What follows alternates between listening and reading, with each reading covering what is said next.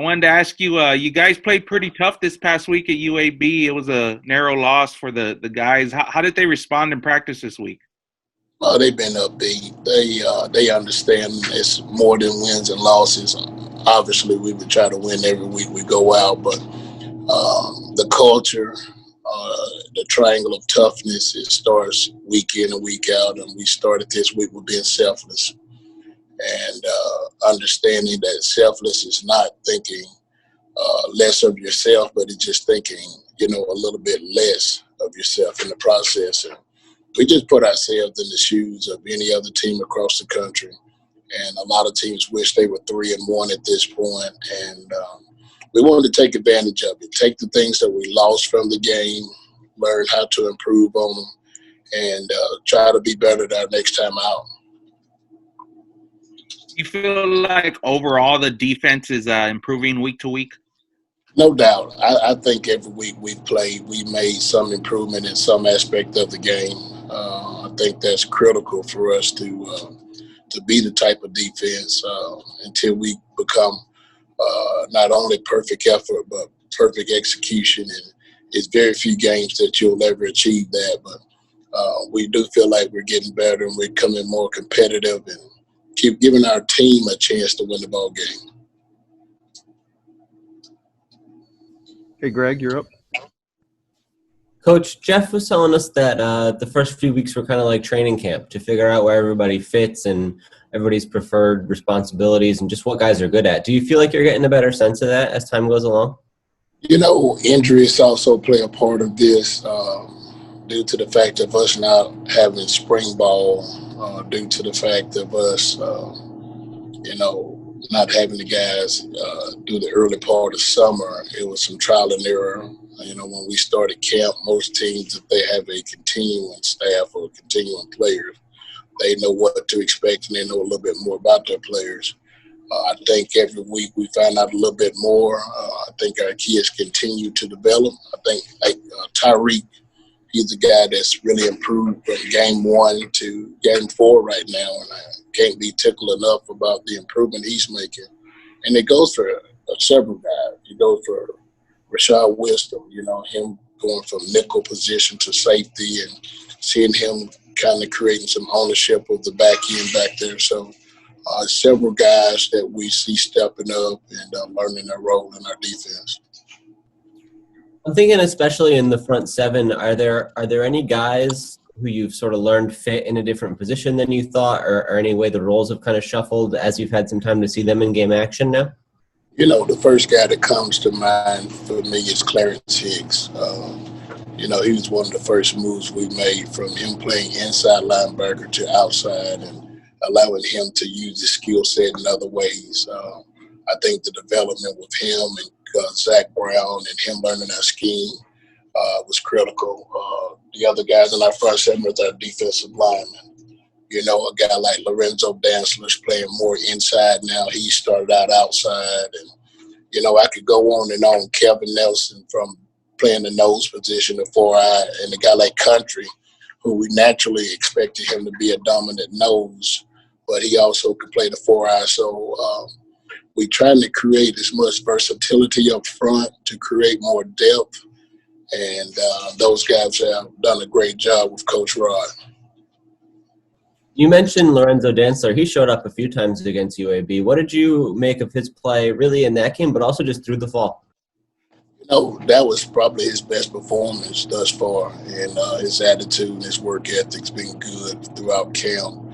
And, for a guy like Zoe to have that type of game as a senior who was buried on the depth chart at the start of camp, it just talks about trusting the process. You never know when your opportunity is going to come. You just have to be ready when it does. And he's a guy that took advantage of it.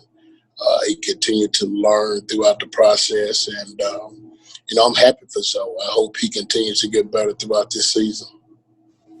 What led to that improvement or the opportunity to rise up the depth chart the way he did? Injuries. In that front seven, that's probably the most difficult, other than recruiting those type of guys, is keeping them all healthy. And, Peter Gray being down and Country not playing and, a couple other guys here and there, and it just, next man up mentality. And, that's what we kind of had to do with Jamal Liggins. He was a true freshman that we wasn't planning on starting this early in his career, but an injury took place, and he has taken advantage of it. So injuries usually play a part, and then sometimes guys just outworking the other guy a little bit more. But ultimately, I'm just blessed to see that the job Coach Rod has to have some versatility in the group of guys we have. It was interesting talking to Lorenzo, and he said he spent some time working at linebacker before he settled back at defensive end here. What was sort of the thought process like on your end of getting him to where he is now and some of the other roles you tried him in? Well, sometimes, players think they're smarter than the coach. So that's where this starts. We had him at defensive end when I got here, and he thought he fit better at outside linebacker. So, the thing about Coach Traylor, he's going to give every guy every opportunity to play what their heart desires. And, hopefully that role fits what's best for our team. And Lorenzo was over there with, DQ and Charles Wiley and Solomon Wise, and that line got real long. And at the defensive end position, it was a little bit shorter, added on top of a few injuries. And, he came to us. He said, Coach, can I help out and play some of this defensive end?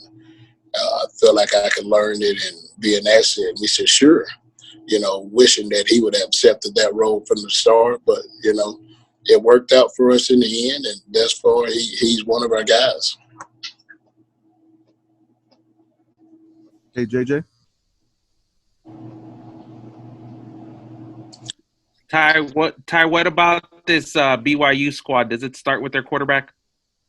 I like to say it does. Zach's one of the probably one of the best quarterbacks in the country. I think if he comes out early, he may be selected in the first round. I can't see many more guys that has the skill set that he has, but he has an outstanding offensive line. Those guys are huge, from 6'8" to 6'7", 6'6". They all 300 plus across the board. The left tackle may be one of the best in the country. And I expect him to be a high draft pick as well. And, with all great quarterbacks, you have some guys out there on the outside that can, knock the top off the coverage. And number 18, Gunny Romy, he's a ball player. He's a deep ball threat. And, I think they're the total package. They got a couple of running backs that's outstanding. So they're the most balanced football team on top of having excellent personnel that we've seen thus far. Maybe we'll see throughout this season. What does it mean to be able to face a team like this? I mean, does it motivate the guys? Does it help you guys also moving forward throughout the season? JJ, I think every week we look at it as an opportunity to, either show our brand, talk about the 210 and, the culture that Coach Traylor's establishing around here. I think they're excited every week. Fortunate for us, television's been on our side. We've been able to play on a national stage probably more than ever in the school history. And I think our kids just love to play the game. Our kids love to play the game. We didn't have any players to opt out or choose to sit out. And I'm sure several other players out there, whether it's for their professional career or health concerns, but our kids wanted to play.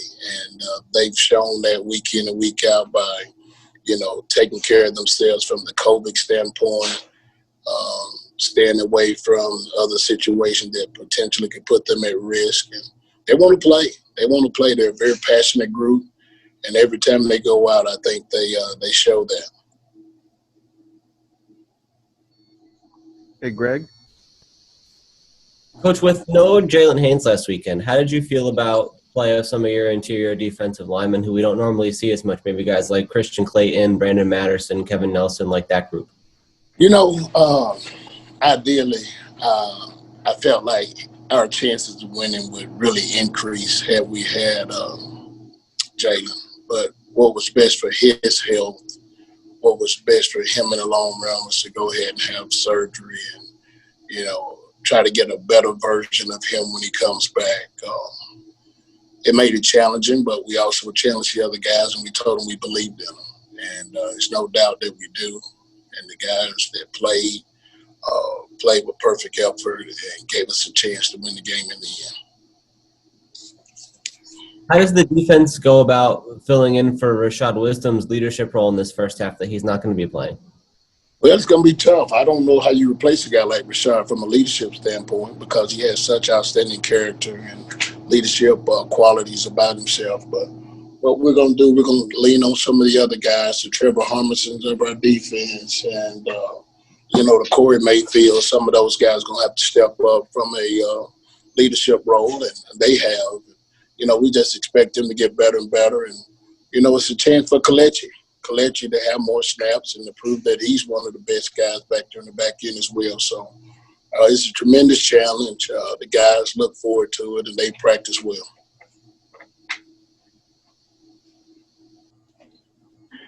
JJ?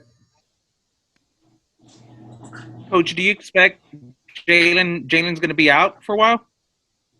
I don't know. I shouldn't even make a comment on that because I don't know the recovery schedule from the training staff. They know a whole lot more about that than I do. I just coach the guys who showed up to practice and get ready to play the game.